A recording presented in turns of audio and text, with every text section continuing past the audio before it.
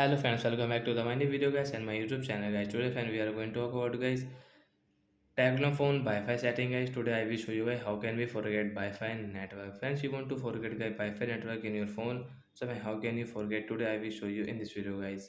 So before starting video friends, first of all go and subscribe the channel guys. Click the bell icon and like the video. So friends, first of all open your phone setting to forget guys your Wi-Fi network. Which network guys you have connected guys you want to forget. So how can you forget?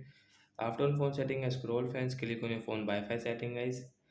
Then guys you can see guys we have connected guys this Wi-Fi, and from right side you can see this icon guys, tap here. You want to share Wi-Fi, you can share from here, but guys we want to forget.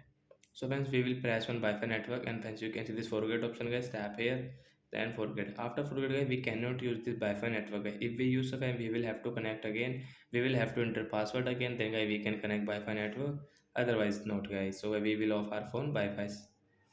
So like that guys, we can forget Wi-Fi network in Tecno mobile. So that's it guys. Thanks for watching the video. Bye guys.